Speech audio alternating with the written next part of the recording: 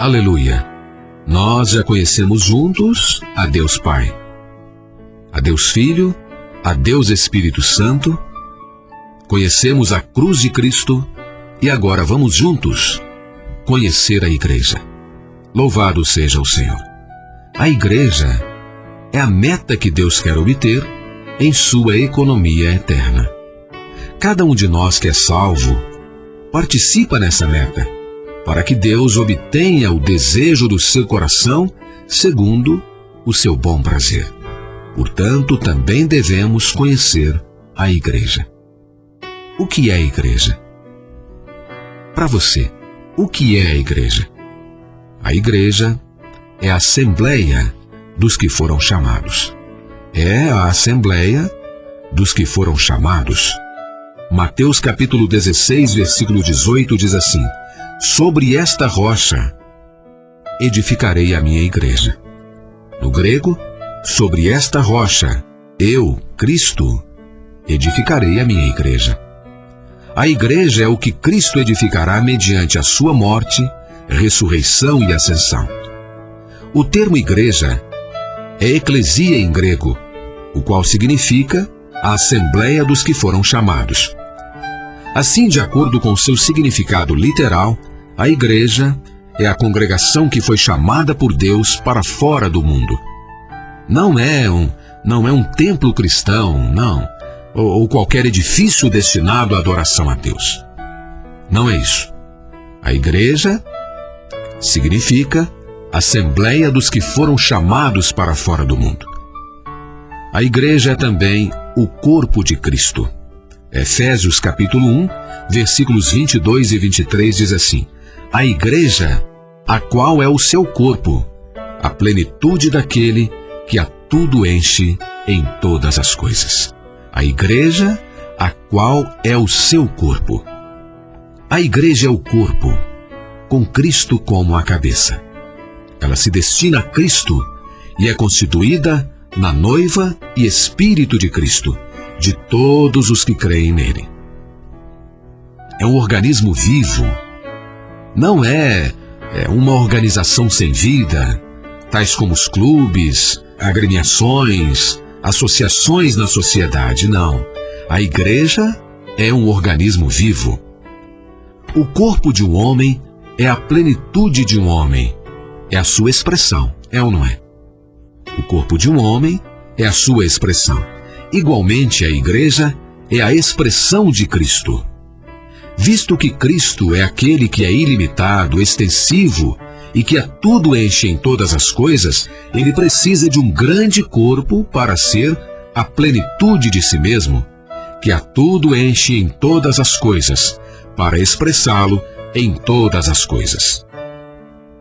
A igreja é também o complemento de Cristo. Efésios capítulo 5, versículo 25 diz assim: maridos, amai vossas mulheres, como também Cristo amou a igreja e a si mesmo se entregou por ela. Essa palavra revela que a igreja é também o complemento de Cristo. Como o corpo de Cristo, a igreja recebe vida dele para a sua expressão. Isso é uma questão de vida, não é?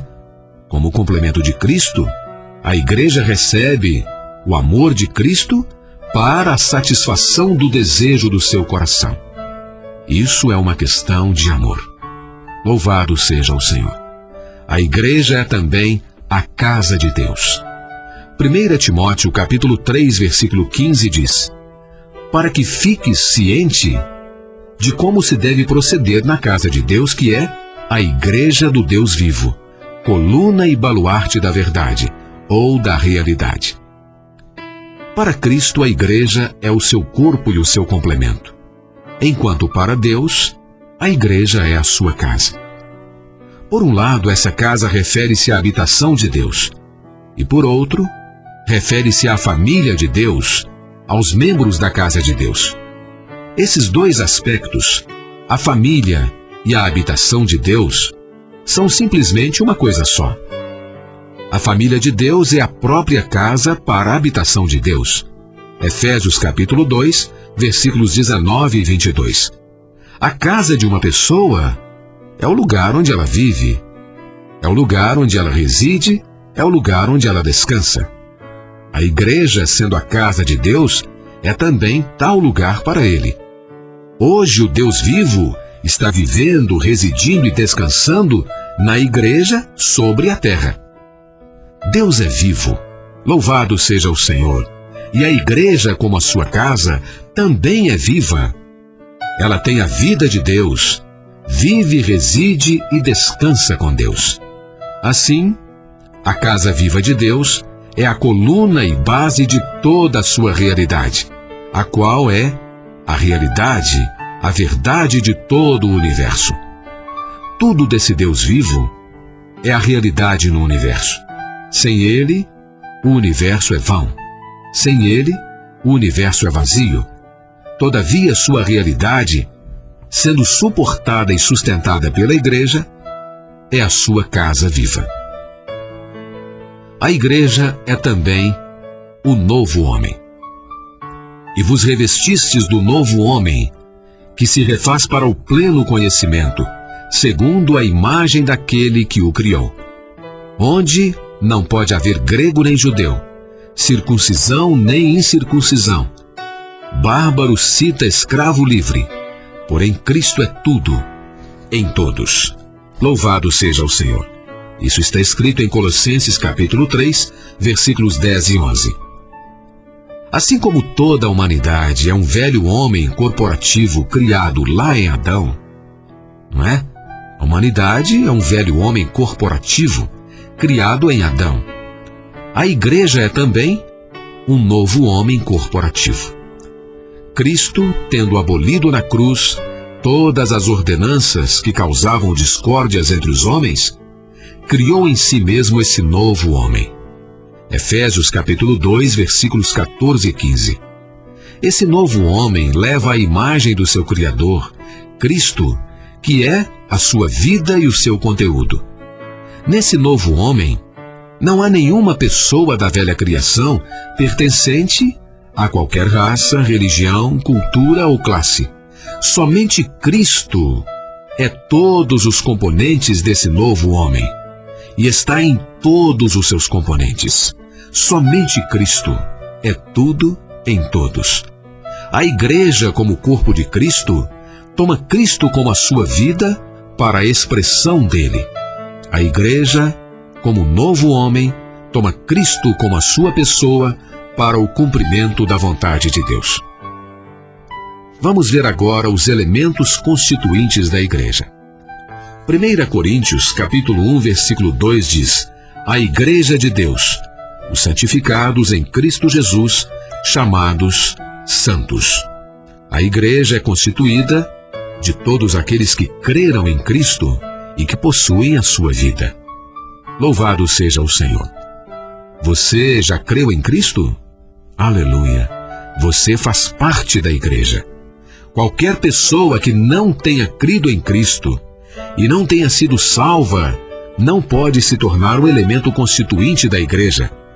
Sem serem salvos, mesmo os nossos parentes mais próximos, os nossos vizinhos, aquelas pessoas que nós tanto amamos, não são elementos constituintes da igreja. Somente depois de serem salvos, somente depois de terem a vida do Senhor e se tornarem santos, ou seja, separados para Deus, é que eles serão elementos constituintes da igreja. Vamos ver agora os dois aspectos da igreja. A igreja tem dois aspectos. O primeiro aspecto é o aspecto universal. Mateus 16:18 diz: sobre esta rocha, que é Cristo, edificarei a minha igreja. A igreja mencionada pelo Senhor nesse versículo fala do seu aspecto universal. Ela é única e inclui todos aqueles no universo que creram nele, através das eras e em todos os lugares. Temos também o aspecto local. Mateus capítulo 18, versículo 17 diz: se ele não os atender, dize-o à igreja. Se ele não os atender, dize-o à igreja. A igreja mencionada pelo Senhor nesse versículo fala do aspecto local. Ela é numerosa e seus crentes locais podem lhe falar. Segundo o aspecto local da igreja, a igreja aparece em todas as localidades. Cada igreja local inclui somente aqueles que creram em Cristo naquela localidade. A igreja não tem nenhum nome especial. A igreja é única e não tem nenhuma necessidade de nomes especiais. A igreja é a igreja. A igreja é a igreja. Não deve haver tipos de igrejas que sejam denominadas segundo seus tipos, tais como igreja isso, igreja aquilo. Não. Denominar a igreja dessa maneira é algo desnecessário e que não é conforme a revelação bíblica. A igreja não tem nenhum nome especial. Ela é única. A igreja é a igreja. Embora a igreja seja única no universo, ela é numerosa em sua manifestação local. As muitas igrejas locais não diferem em natureza. A sua diferença reside somente nos diferentes lugares onde elas se encontram. Portanto, podemos usar o nome da localidade na qual uma igreja local está para designar essa igreja, como está escrito na própria Bíblia, não é? A igreja em Jerusalém. Olha para você ver, Atos 8:1, está escrito isso lá. A igreja em Jerusalém, a igreja em Antioquia, Atos capítulo 13, versículo 1, e as 7 igrejas locais na província da Ásia, lá em Apocalipse capítulo 1, versículos 4 e 11. Louvamos ao Senhor pela igreja. A igreja é maravilhosa. A igreja é o corpo de Cristo. É o complemento de Cristo. A igreja é a noiva de Cristo. Louvado seja o Senhor. Nós que cremos, fazemos parte desta gloriosa igreja.